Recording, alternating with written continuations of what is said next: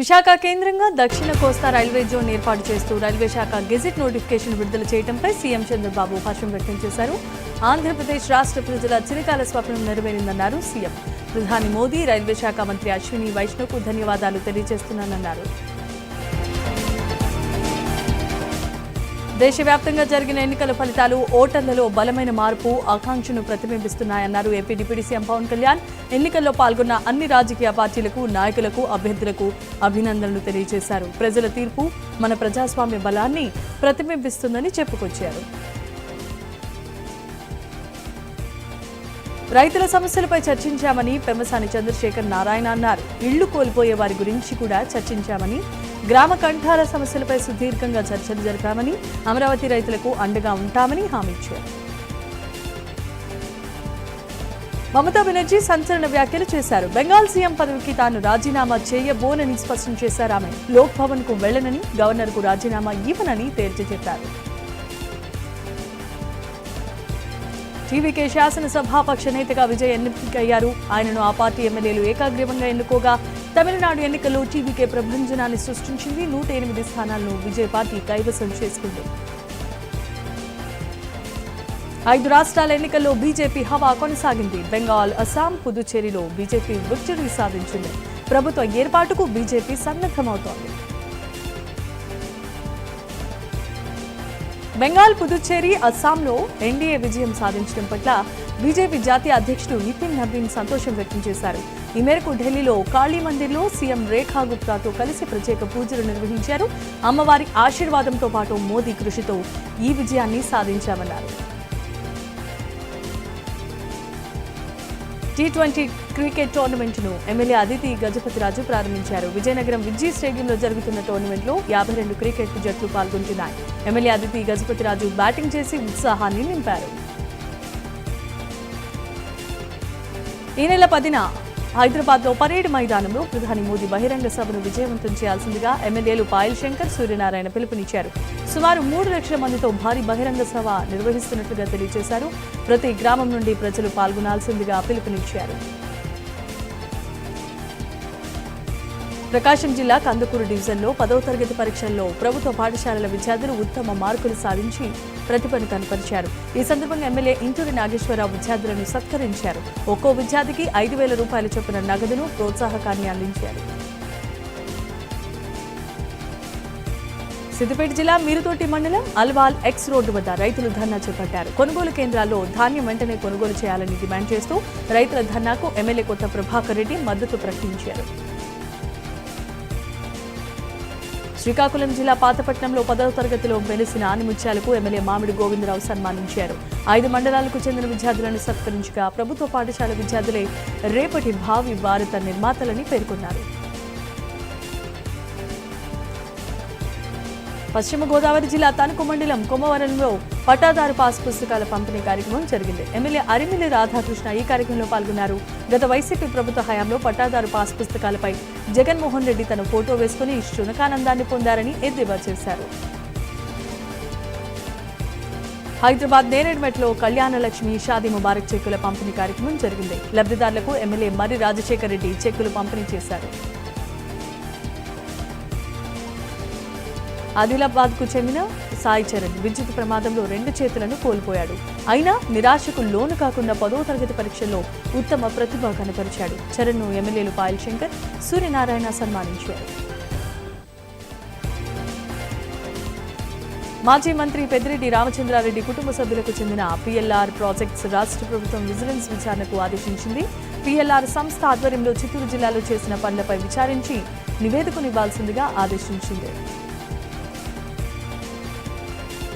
TDP మహానాడుకు వేదిక ఖరారైంది. TDP party చరిత్రలో తొలిసారి నెల్లూరు జిల్లా వేదికగా మహానాడు నిర్వహించనున్నారు. ఈ నెల 27, 28, 29 తేదీల్లో టీడీపీ మహానాడు జరగనుంది.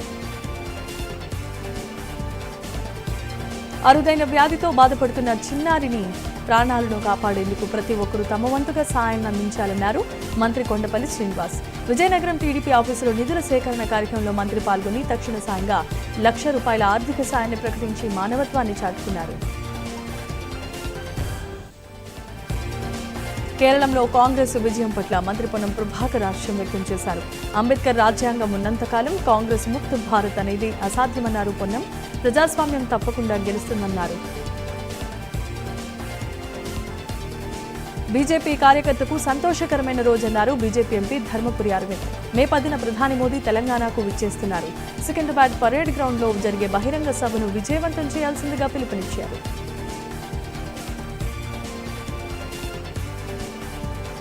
దేశ రాజకీయాలలో స్పష్టమైన సందేశాన్ని ప్రజలిచ్చారన్నారు మంత్రి శ్రీధర్ బాబు. కాంగ్రెస్ ఎప్పుడూ రాజ్యాంగ విలువలకే పనిచేస్తోందని కేరళం విజయం పట్ల మంత్రి శ్రీధర్ బాబు హర్షం వ్యక్తం చేశారు.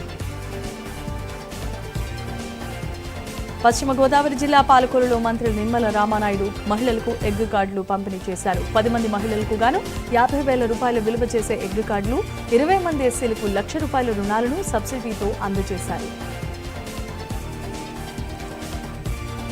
ఏపీ ప్రభుత్వం రేపు శ్రీ సిటీలో క్యారియర్ అధునాతన చిల్లర్ తయారీ కేంద్రానికి శంకుస్థాపన చేస్తోంది. శ్రీ సిటీలో 1000 కోట్ల చిల్లర్ తయారీ కేంద్రం ఏర్పాటు కాగా పూర్తి స్థాయి డేటా సెంటర్ తయారీ, పర్యావరణ వ్యవస్థను నిర్మించడంపై ప్రభుత్వం ప్రయత్నాలు చేస్తోంది. తమిళనాడు అసెంబ్లీ ఎన్నికలు టీవీకే అభ్యర్థి కేవలం 1 ఓటుతో గెలిచిన సంఘటన చోటు చేసుకుంది. తిరుపత్తూరులో 1 ఓటు తేడాతో డీఎంకే అభ్యర్థి పెరియాకరుప్పన్ మీద టీవీకే అభ్యర్థి శ్రీనివాస సేతుపతి విజయాన్ని సాధించారు. గుంటూరు జిల్లా వట్టి చెరుకూరులోని వింజనంపాడు గ్రామంలో కేంద్ర మంత్రి పెమ్మసాని చంద్రశేఖర్ గుంటూరు ఛానల్ పరిశీలించారు. ఛానల్ ఆధునీకరణకు అవసరమైన నిధులను సీఎం చంద్రబాబు మంజూరు చేశారని, ఈ నేపథ్యంలో సీఎం చంద్రబాబు చిత్రపటానికి ఎమ్మెల్యే బూల రామాంజనేయులతో కలిసి పాలాభిషేకం చేశారు. హౌసింగ్ లో జరుగుతున్న అక్రమాలు, దోపిడీపై త్వరలో ఏసీబీకి ఫిర్యాదు చేస్తామన్నారు మాజీ మంత్రి పేర్ని నాని. హౌసింగ్ లో కూటమి ప్రభుత్వం పెద్ద ఎత్తున అవినీతికి పాల్పడుతోంది. లబ్ధిదారులను ప్రోత్సహించకుండా గృహ నిర్మాణాలను నీరుగారుస్తున్నారని మండిపడ్డారు. బీఆర్ఎస్ వర్కింగ్ ప్రెసిడెంట్ కేటీఆర్ జనగామ జిల్లాలో పర్యటించారు. ధాన్యం కొనుగోలు కేంద్రాల్లో జరుగుతున్న జాప్యంపై నిరసన తెలుపుతున్న రైతులకు తన వంతుగా మద్దతును ప్రకటించారు.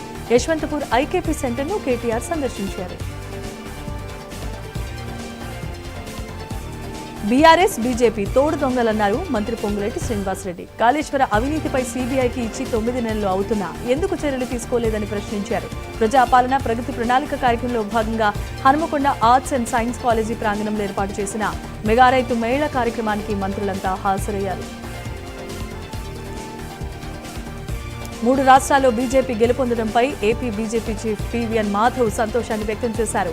విజయవాడలో పార్టీ నేతలతో కలిసి విజయోత్సవ ర్యాలీ నిర్వహించారు. ప్రజలు బీజేపీపై పెట్టుకున్న నమ్మకంతోనే 3 రాష్ట్రాల్లో పట్టం కట్టారని ఆయన అన్నారు. బీజేపీ బీఆర్ఎస్ మధ్య లోపాయికారి ఒప్పందం ఉందని టీపీసీసీ చీఫ్ మహేష్ కుమార్ గౌడ్ ఆరోపించారు. బీఆర్ఎస్ అక్రమాలపై ఎన్నికల ముందు బీజేపీ నేతలు సీబీఐ దర్యాప్తును కోరి ఇప్పుడు ఆలస్యం చేస్తున్నారని ఫైర్ అయ్యారు. క్యాస్ట్ సెన్సెస్ లో బీసీ కాలమే లేదన్నారు ప్రభుత్వ సలహాదారు వి హనుమంతరావు. బీసీ క్యాస్ట్ సెన్సెస్ పై కేంద్ర ప్రభుత్వ వైఖరికి నిరసనగా ఈ నెల 9న ఆమరణ నిరాహార దీక్ష చేపడతానన్నారు. బీసీ క్యాస్ట్ సెన్సెస్ పై స్పష్టమైన హామీ ఇచ్చేదాకా ఈ దీక్ష కొనసాగుతోందని స్పష్టం చేశారు. 10వ తరగతి ఫలితాల్లో 580 మార్కులు దాటిన ప్రభుత్వ పాఠశాలకు చెందిన 40 మంది విద్యార్థులను ఎమ్మెల్యే బేబీ నాయన అభినందించారు. బొబ్బిలిపట్టణంలో విద్యార్థులను ఎమ్మెల్యే సన్మానించారు. ఈ కార్యక్రమానికి డీఈఓ, ఎంఈఓ, హెచ్ఎంలు హాజరయ్యారు. అమెరికాలో తెలుగు యువకుడు ఆత్మహత్య చేసుకున్న సంఘటన కలకలం రేపుతోంది. ఉద్యోగం రాలేదన్న ఆవేదనతో నంద్యాల జిల్లా వీరారెడ్డిపాలెంకు చెందిన చందు సూసైడ్ చేసుకున్నాడు. యూట్యూబ్ చూసి భార్యను భర్త హత్య చేసిన ఘటన కడప జిల్లాలో చోటు చేసుకుంది. భార్యకు విషాన్నిచ్చి నిద్రపోయాక దిండుతో గొంతు నులిమి చంపేశాడు. గుండెపోటుతో భార్య చనిపోయిందని నమ్మించే ప్రయత్నం చేశాడు.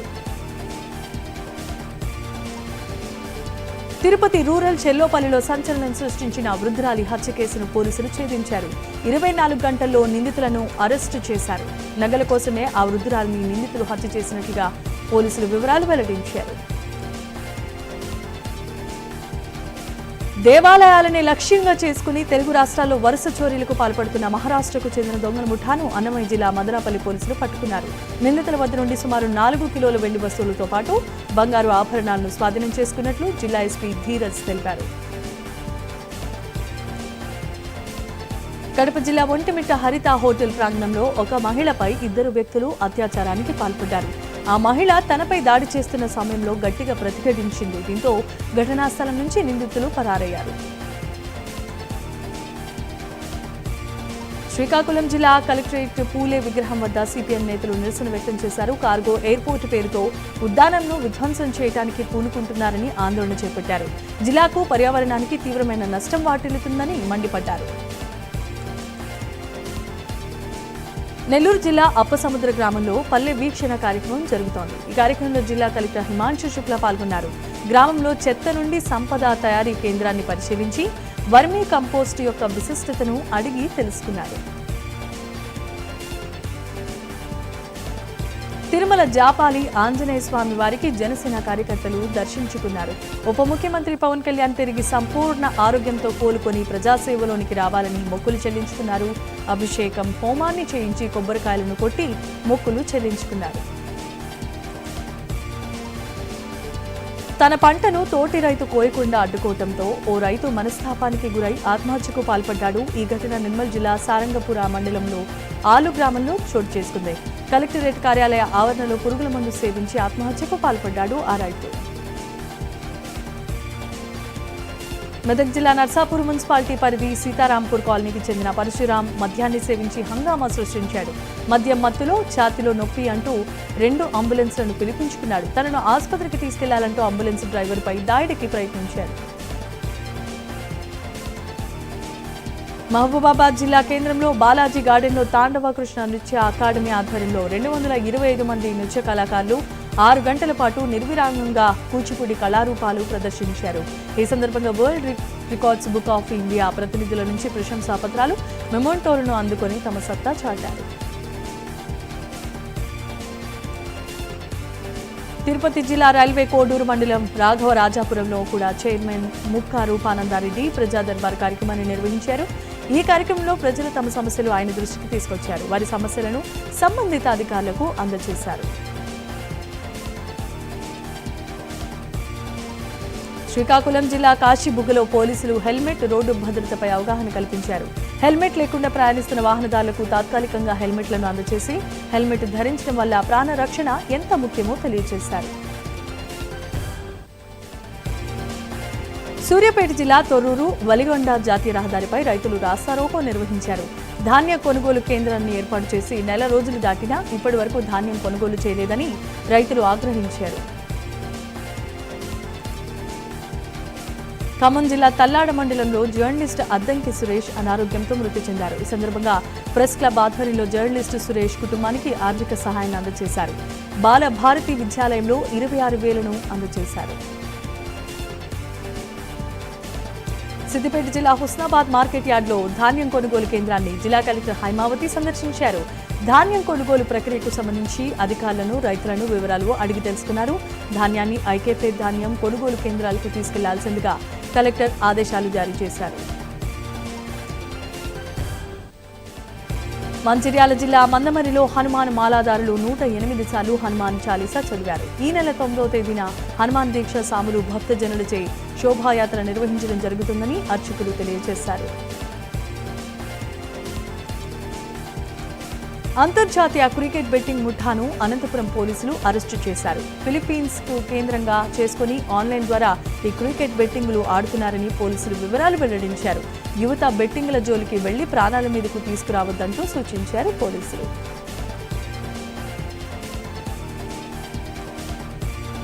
అనకాపల్లి జిల్లా పాయకరావుపేట నియోజకవర్గంలో హోంమంత్రి అనిత పర్యటించారు. ఈ సందర్భంగా రోడ్డు ప్రమాదాల నివారణపై అవగాహన కల్పించారు.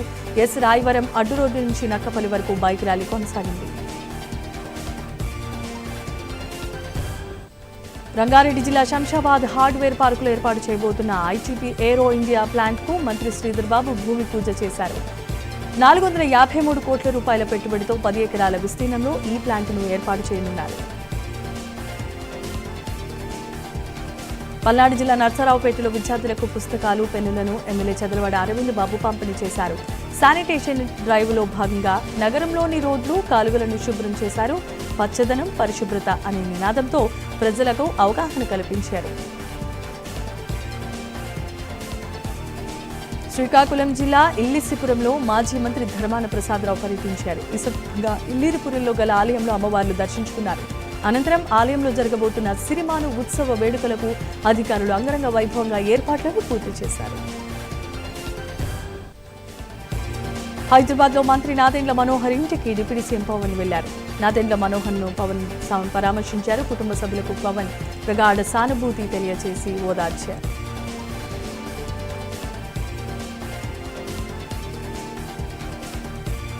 హైదరాబాద్ సెంట్రల్ యూనివర్సిటీలో ఉద్రిక్త వాతావరణం తలెత్తింది. నాటక ప్రదర్శన చేస్తున్న విద్యార్థులపై ఏబీవీపీ సభ్యులు దాడికి యత్నించగా హోలీ పేరుతో నిర్వహించిన నాటకంలో మాటలపై అభ్యంతరాన్ని వ్యక్తం చేశారు. వైసీపీ ఎమ్మెల్సీ అనంతబాబును పోలీస్ కస్టడీలో భాగంగా కాకినాడకు తీసుకొచ్చారు. డ్రైవర్ సుబ్రహ్మణ్యం హత్య కేసులో సాక్షులను ప్రలోభపెట్టి బెదిరించిన కేసులో విచారణ నిమిత్తం అనంతబాబును రాజమహేంద్రవరం సెంట్రల్ జైల్లో కస్టడీకి తీసుకున్నారు. గుంటూరు మామిళ్లపల్లిలో మొక్కజొన్న గోడౌన్ నిల్వలపై YCP incharge Ambati Muralikrishna selfie video release చేశారు. గోడౌన్లో అక్రమంగా నిల్వ చేసిన మొక్కజొన్న తనవని ఎమ్మెల్యే ధూళిపాల ప్రచారాలు చేస్తున్నారన్నారు.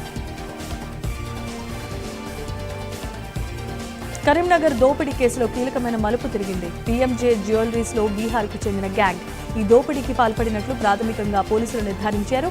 నిందితుల కదలికలపై పోలీసులు నిఘా పెట్టారు.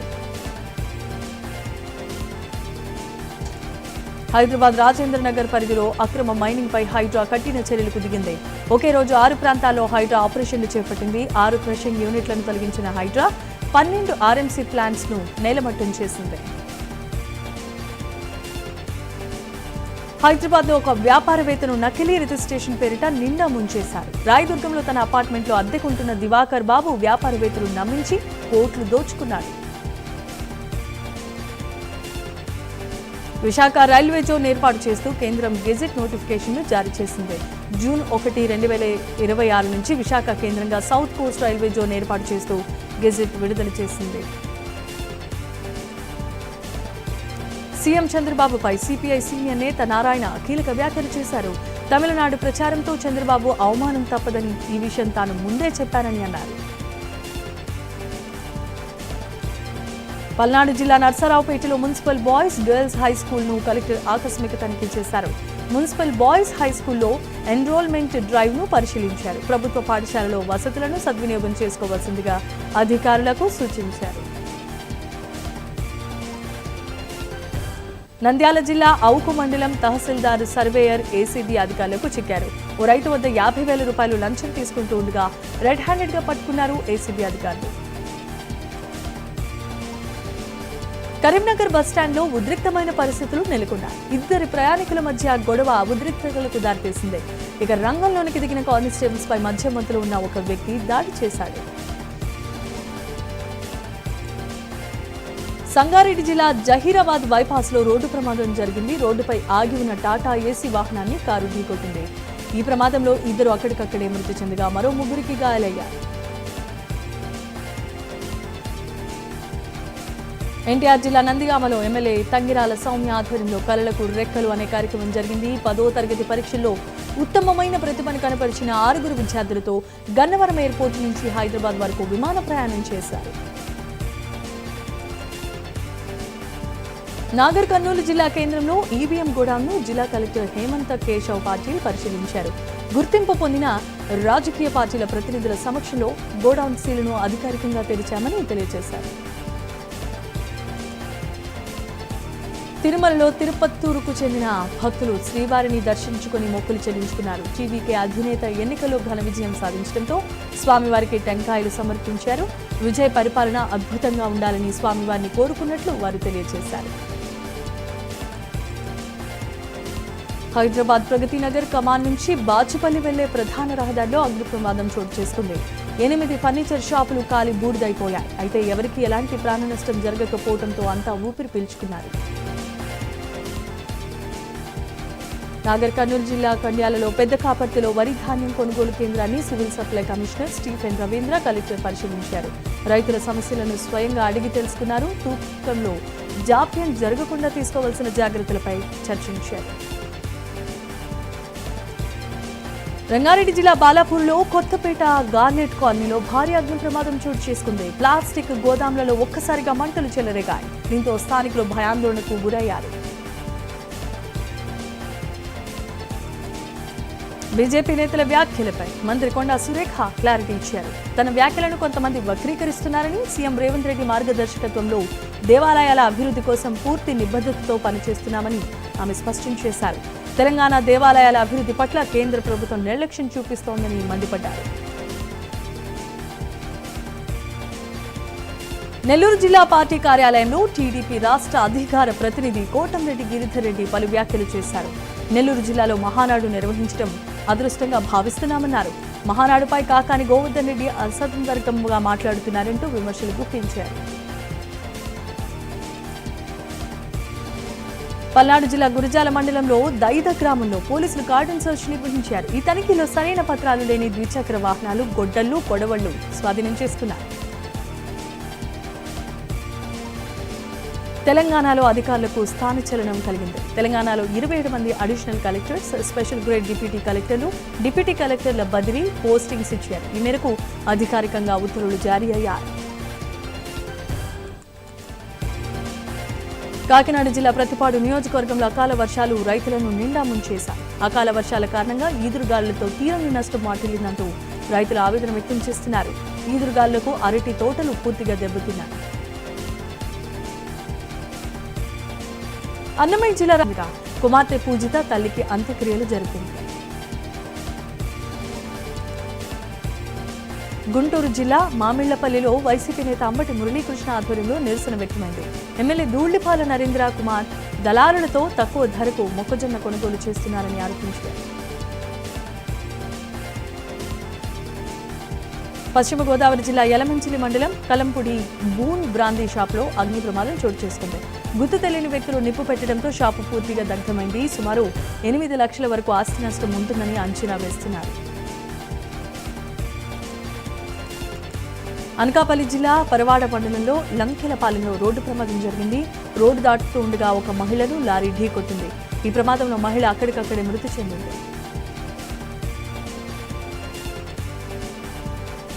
షాద్నగర్లో మక్తల్ అటవీ ప్రాంతాలలో ఎయిర్ గన్లను ఉపయోగించి వన్యప్రాణులను వేటాడుతున్న ముఠాను పోలీసులు అరెస్ట్ చేశారు. నిందితుల వద్ద నుంచి వేట వీడియోలు ఉన్న మొబైల్ ఫోన్స్, భారీ మారణాయుధాలను స్వాధీనం చేసుకున్నారు. ఉత్తరప్రదేశ్లో సంభాల్ మున్సిపాలిటీలో ఉష్ణోగ్రతలు బాగా పెరిగిపోయాయి. వేసవి తాపం నుంచి బయటపడేందుకు మున్సిపాలిటీ అధికారులు ప్రత్యేకమైన యంత్రాల ద్వారా నీటిని స్ప్రే చేస్తున్నారు. వైట్ హౌస్ సమీపంలో మరోసారి కాల్పులు కలకలం రేపాయి. భద్రతా బలగాలపై ఒక దుండగుడు కాల్పులకు యత్నించాడు. అయితే అలర్ట్ గా ఉన్న సీక్రెట్ సర్వీసెస్ ఏజెంట్స్ దుండగుడిపై కాల్పులు జరిపి హతమార్చారు. వియత్నాం అధ్యక్షుడు టో లామ్ దేశ రాజధాని ఢిల్లీకి చేరుకున్నారు. ఆయనకు విమానాశ్రయంలో ఘన స్వాగతం లభించింది. చైనాలోని హునాన్ ప్రావిన్స్ లో విషాదం చోటు చేసుకుంది. లియూయాంగ్ షుహైన్కోంగ్ ఫైర్ వర్క్స్ మ్యానుఫ్యాక్చరింగ్ ప్లాంట్లో పేలుడు జరగడంతో 21 మంది వరకు మరణించారు.